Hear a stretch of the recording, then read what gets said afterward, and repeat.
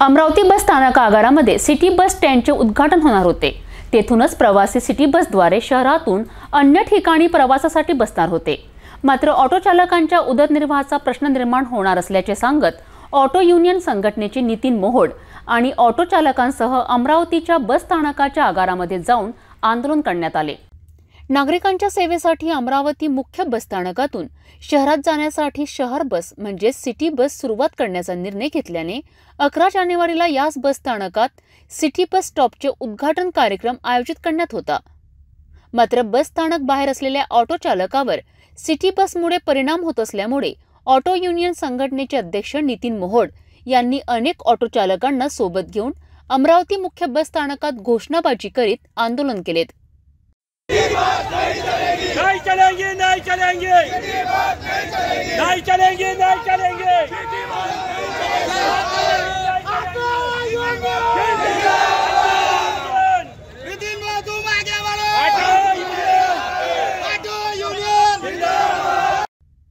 होत असलेल्या येथील सिटी बस स्टँडच्या उद्घाटनाचा कार्यक्रम उधळून लावण्यात आला। या दरम्यान बस स्थानकात करण्यात येत असलेला सिटी बस स्टॉप उद्घाटन अखेर रद्द करण्यात आला। यावेळी आंदोलनवेळी ऑटो युनियनचे अनेक कार्यकर्ते उपस्थित होते। 10 दिवसांनी याबद्दल बैठक आयोजित करून त्यावर तोडगा काढणार अशी प्रतिक्रिया आगार प्रमुखांनी व्यक्त केली। आम्हाला सकाळी कळलं ऑटोवाल्यांकडून की रातोरात त्या सिटी बसच्या प्रायव्हेट ठेकेदारांनी जो एक नंबरचा चोर आहे त्यांनी तिथे पार्टी काढली आणि महानगर एसटी महामंडळाने त्याला एक बस उभी करायची परवानगी दिली आहे असं मला कळल्यानंतर मी आलो आणि बऱ्यापैकी आज बघा तुम्ही इतके ऑटो चालक तिथे जमले आहेत। ऑटो चालकांच्या धंद्यावर किती पोटावर किती पाय मारायचा पाय द्यायचा हे सर्व प्रशासनाने ठरवलेलं दिसतंय।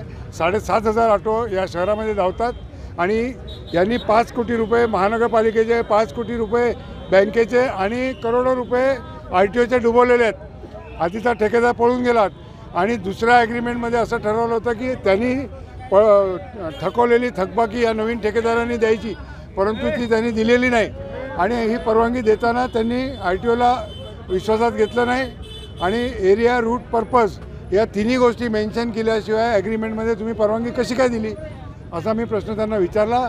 तेव्हा त्यांनी ते सर्व बघितल्यानंतर 10 दिवस आम्ही हा स्टॉप चालू करणार नाही, तोपर्यंत आम्ही महानगरपालिकेचे अधिकारी RTOचे अधिकारी आणि आमचा अधिकारी आणि तुम्ही म्हणजे मी आम्ही अशी जॉईंट मीटिंग आम्ही तिथे लावू आणि त्यानंतरच जो निर्णय होईल तो आपल्याला। आता आमची मागणी आहे की तो स्टॉप ताबडतोब बंद झाला पाहिजे, तो इल्लिगल आहे, तो कायद्याला धरून नाही आणि त्याचप्रमाणे या सिटी बसची पूर्ण चौकशी करा। तो तिकिटा पण तोच छापतो आणि तोच खोटा हिशोब देतो, कारण त्या प्रत्येक तिकीटवर 3.5 रुपये 3.5% ही अमाऊंट प्रवासी कराच्या रूपाने RTOला देणं भाग आहे।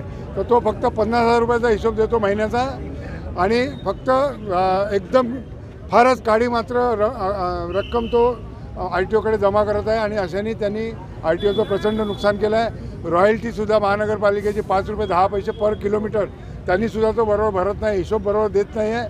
चोरीनी सगळ्या बसेस चालू आहेत, इल्लिगली 10-10 5-5 बसेस त्या बरोबर पॅसेंजर येते त्या टाईमला त्या स्टेशनवर उभ्या राहतात आणि जेव्हा नसतात त्या राजकमल चौकातही उभ्या राहतात आणि जसा ऑटोवाला प्रवासी मागतो तसे भिकाऱ्यासारखे बसवाले पण प्रवासी मागतो।